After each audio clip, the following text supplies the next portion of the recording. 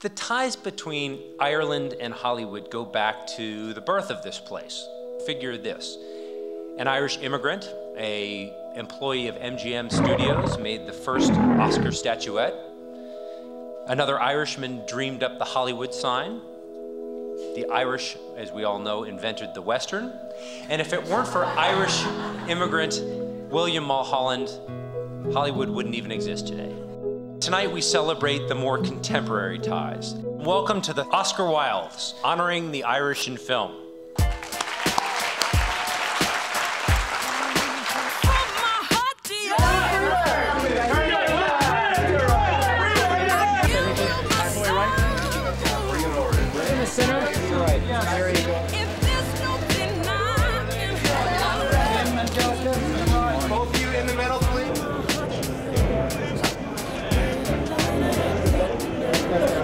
I love how proud Irish are. You guys are just full of strength. I don't even know what I am. I don't have a clue. But maybe a few years from now I can come here and become Irish, because that just seems... My middle name is Fiona, right? And so that's a step closer than Paul was 5 minutes ago. This is so crazy, really. It's just... I love you people want to make it happen, it's just going to happen. He's Jewish, he's going to be Irish. It's just going to happen right here. I love it. And if there's one thing I know about true Irishmen, it's that they understand that life is precious and that the moment is in fact the point. And damned if they're going to get little things like, you know, war, famine, terrorism, or oppression take the beauty out of the moment for them.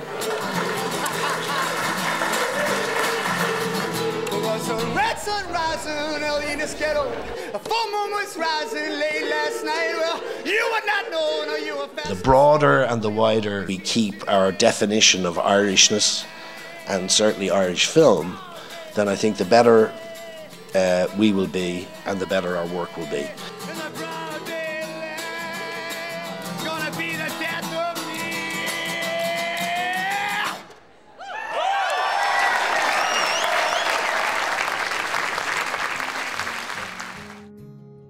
My Oscar presentation was a little different from the Glitzy Academy Awards. The Post Office Customs Division called me with this cryptic message on a card to come down and claim this package. So when the postman opened the box and he saw the Oscar, he sort of took a kind of a gagging like this, and he said, "But this is an Oscar." And then I said to him, "Well, someone has to present me with this." So then he just leaned into the box and he got the statue out like this and very solemnly handed it over the counter and presented me with my first Oscar.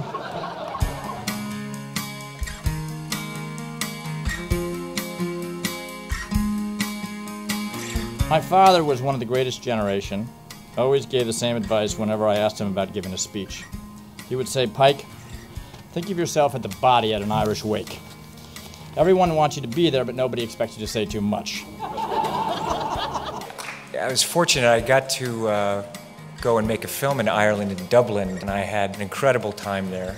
My dad really, really wanted to be Irish, and I get it, because I do too. This script was passionate, it was intelligent, it was poetic, it was witty, and it had a tiny bit of the lunatic. In short, I know this film could only have been written by an Irishman. And the mayor of Armagh, who's a great man, gave a speech and introduced me as a great stenographer. I thought at the time, like, if I could light as fast as a stenographer can type, then I'd be the busiest man in Hollywood. They didn't notice I was in the room, and I heard Hilton saying to me, how can that boy direct? He can't speak English. I'm going to take the potential for a bit of glory, and by talking too much about my personal life, which is of no real interest to anyone, turn this happy occasion into one of shame and potential ruin for me.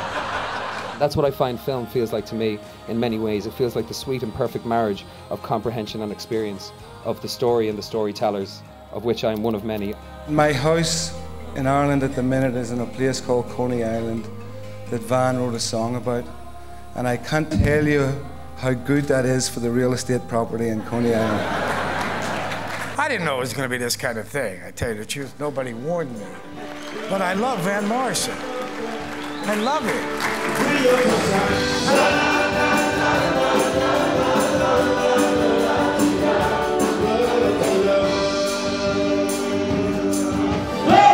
I have a little story that I'd like to share with you, and I hope Van doesn't get embarrassed. He doesn't remember at all, but the first time I met him... No, you weren't drunk. It is fitting that we are honoring the Hubbards in 2011, as it's the 20th anniversary of the release of The Commitments. I think there's a lot of you here too that you want to know what all this Irish thing is. And to be quite honest, I don't think any of us can describe it. But part of it is the great welcome and love that America has for us. This could be my last day. This could be my last day. Ireland and the Irish can belong to a sort of intimate everywhere. It's no longer silence, exile and cunning, but it's about people creating things in order to bear witness to history, which is what the people here tonight are doing. Quite honestly, I also heard that this is the best damn party in Hollywood over Oscar week as well.